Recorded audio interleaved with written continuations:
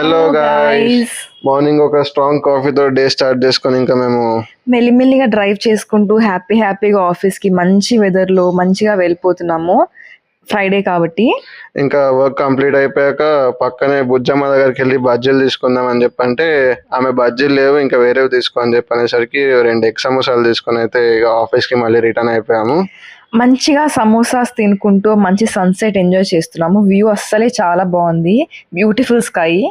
ఇంకా మా team lead వచ్చి టీం డిన్నర్ వెళ్దాము అని చెప్పంటే ఇన్సోమ్నియాకి వెళ్ళిపోయాము.